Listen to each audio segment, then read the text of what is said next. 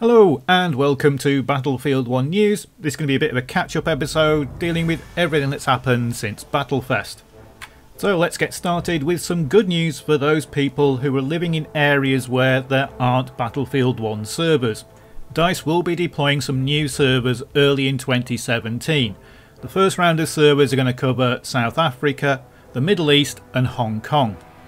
Now, I don't know much about the situation in the Middle East and Hong Kong, but I do know that African players are having to use European servers, and because of that they're getting terrible pings.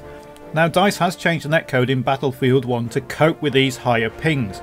In Battlefield 4, if your ping was higher than 250 milliseconds, then you couldn't do damage to another player.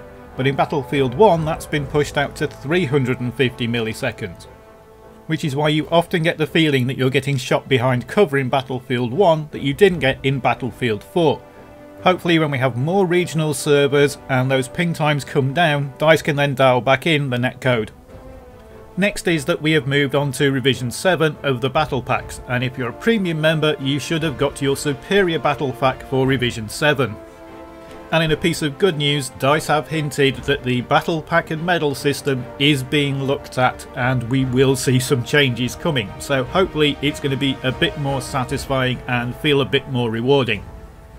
Next we have some good news for the console players. If you've been experiencing FPS drops or you've been seeing bad textures, DICE have found the problem for it. It's down to the dynamic resolution. Dynamic resolution is where they tone down some of the effects in the game to increase the frame rate. So textures in the distance and character models in the distance are less detailed, and that increases your frame rate. However, in 1.04 they apparently introduced a bug into that system, and that's why you might have been seeing FPS drops and bad textures. This doesn't affect PCs because PCs don't use dynamic resolution changes. But if you're on a console and you're experiencing FPS problems and blurry textures, it should be fixed in the next patch. StrikeRax has announced on the forums that CTE for Battlefield 1 is coming. It's part of a program that DICE want to push out to get more feedback between the community and the developers. I think basically they've looked at the situation they had with Battlefield 4 and the CTE and the way that DICE LA communicated with the players, and now realise that they should have that for Battlefield 1. So hopefully these improved interactions will mean that we're going to get more feedback. We've been reporting a lot of bugs about Battlefield 1, but we're not actually getting any feedback about what the process is for fixing them. As well as CTE, this post mentions that they want to be more active on the forums, and they also want to have a developer tech blog which will tell you what they're doing, how they're doing it, and what effect these changes will have in the game. Next piece of news is from Jeff Braddock, the community manager, and it's the reintroduction of the DICE Friends dog tag for Battlefield 1. This is a special dog tag for content creators, tournament organisers, people who regularly post on the forums and report bugs, basically those that interact between DICE and the community. Anyone can nominate people they think deserve this dog tag. All you have to do is go to this bit.ly link, which is BF1 DICE Friends.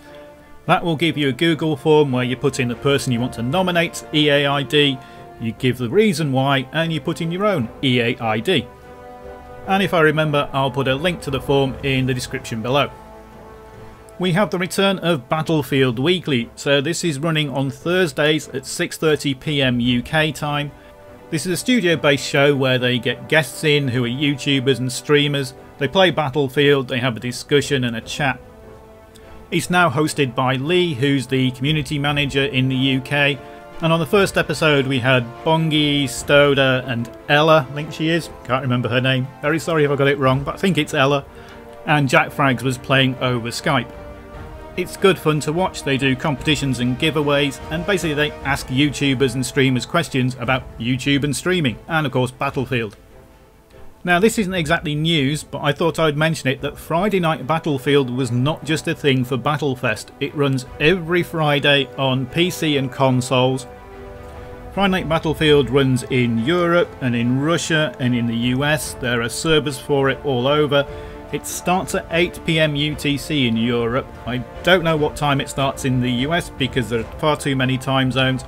But you can go and check out the Friday Night Battlefield website, which is FridayNightBattlefield.com, and that should give you the details.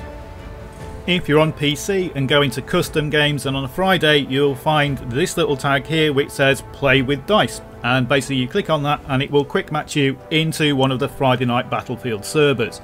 If you're using the server browser, then just put Friday into the search categories and that will bring up all the available servers.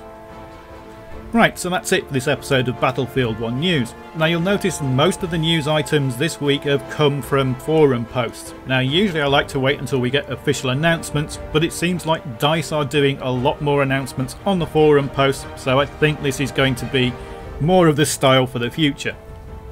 Anyway, I'll bring you more Battlefield 1 news when I find out about it. Thanks for watching.